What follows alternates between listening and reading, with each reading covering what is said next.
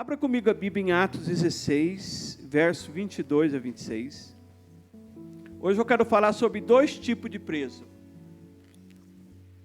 Atos 16, 22 a 26.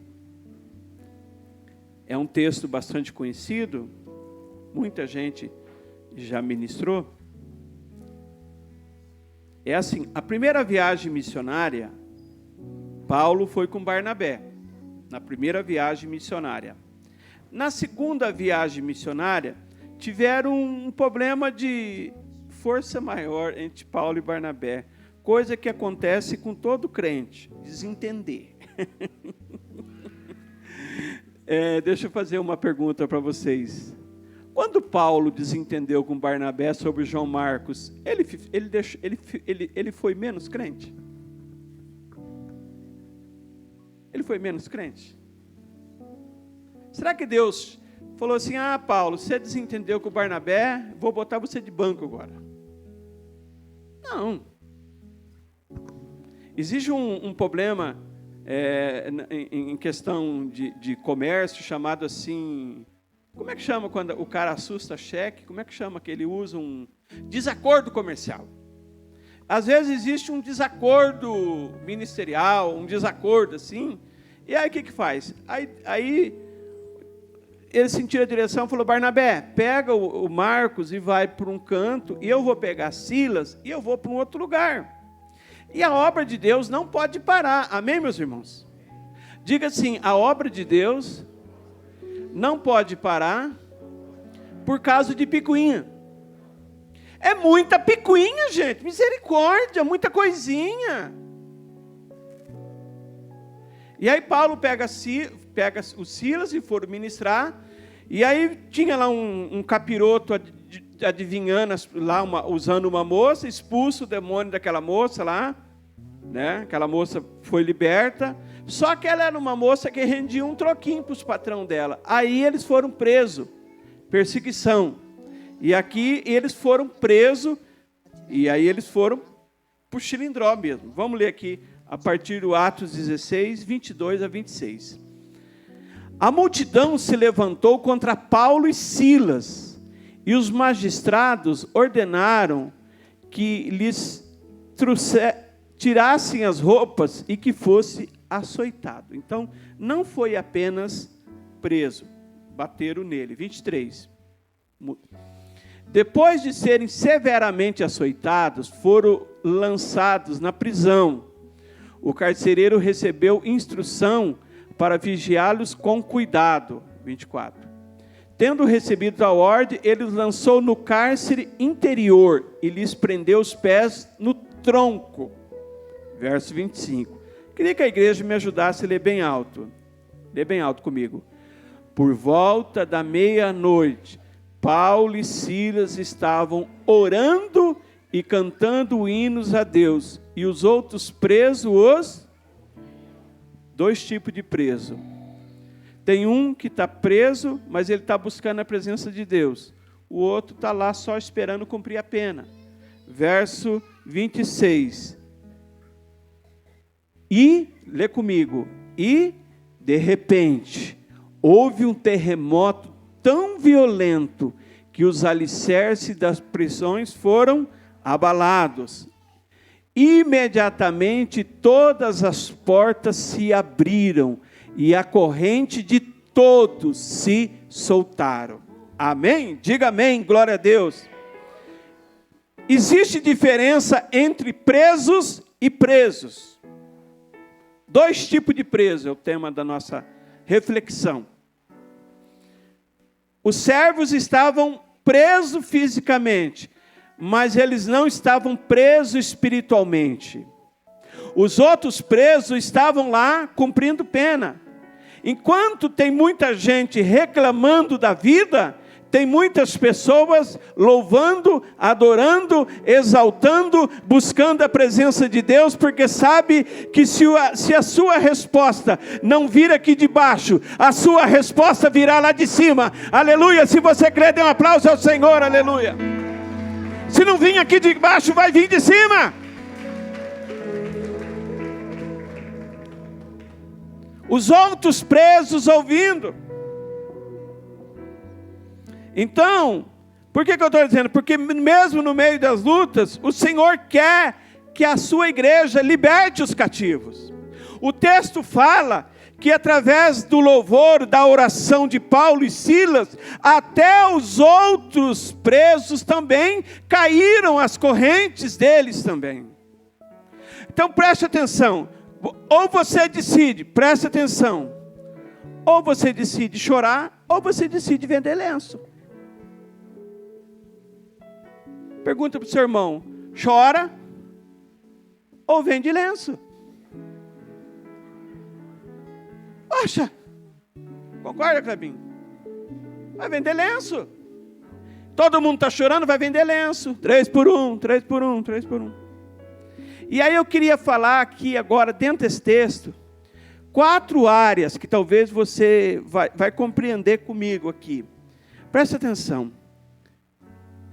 A primeira coisa, a primeira área que eles teriam motivo de não adorar a Deus, é porque a primeira coisa, antes de ser preso, eles foram açoitados severamente. Diga assim, açoitado. Esse é o primeiro ponto. Tem muitas pessoas que talvez têm deixado de buscar a Deus, porque têm passado por lutas, por tribulações. Tem deixado de adorar ao Senhor, tem deixado de glorificar, de exaltar, de buscar, porque está sendo açoitado. As dificuldades da vida vêm e as pessoas estão sendo açoitadas. O segundo nível aqui, o texto fala que eles foram presos, diga comigo, foram presos. E nessa hora, muitas pessoas estão sendo limitadas. Por quê? Porque o adversário tem tentado impedir você de falar de Jesus, tem tentado você de falar da palavra. São muitas as investidas, talvez enfermidades, perda de emprego, lutas diversas, abatimento. Então, muitas vezes o diabo quer tentar, além dos açoites, agora vem a prisão. Presta atenção, irmão. Quem tem que ser preso é o diabo. Irmão, por que você parou a cela? É muita luta. Muita luta. Não. Eu vou, olha, a próxima cela coloca um louvor da... Eu esqueço o nome daquela mulher lá que canta. Um terremoto hoje vai... Eixla. Bota na cela lá um louvor da Eixla. Um terremoto hoje Deus vai fazer aqui. Amém? E você vai ver que muitas coisas vai acontecer. Mas não foi só o açoite e não foi só a prisão. Diz o verso de número... da projeção aí. E lê o verso 24, por favor. Tendo recebido ordem, eles lançou na onde? Cárcere interior. Deixa aí, cárcere interior. Não era só uma prisão. Era um cárcere especial lá dentro. Entenda que todo mundo passa por um nível de luta. Tem gente que é só açoitado e vai embora. Tem outros que é açoitado e coloca no CDP, que é o Centro de Detenção Provisória.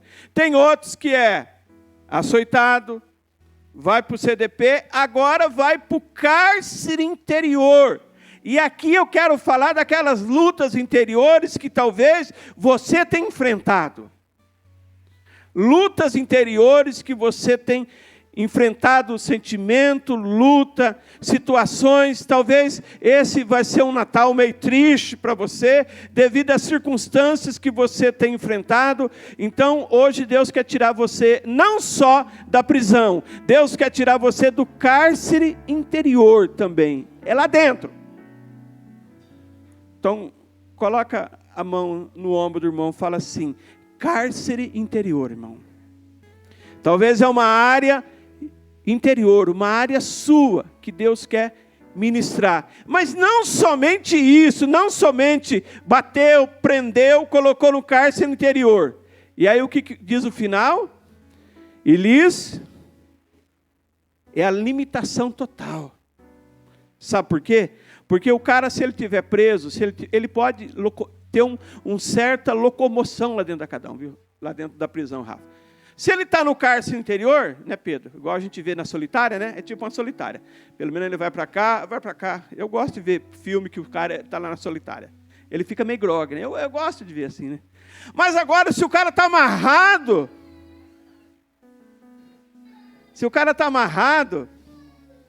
ele está imobilizado. Diga, imobilizado. É aquela área que muitas vezes a pessoa não tem condições de andar. Agora eu vou dizer uma coisa para vocês. São níveis, eu estou só dando título para você estudar isso aqui. Níveis de luta. Prisão, açoite, cárcere interior, amarrado no tronco agora. Aí o Paulo poderia olhar para o Silas e falava assim, né? Ô Silas, e aí? Ô cara, nós expulsamos o demônio, hein? Onde nós estamos aqui? Que coisa, hein? Talvez ia ter um julgamento e uma situação. Pensa bem, o diabo quer te paralisar devido às lutas, às dificuldades que surgem para você enfrentar. Níveis de lutas. E a gente tem aquela impressão que parece que quanto mais a pessoa tem buscado a intimidade com Deus, parece que as coisas mais se levantam. Eu estava orando no monte, deixa eu ver que ano que foi. João Paulo tinha 1 ano, 26 anos atrás.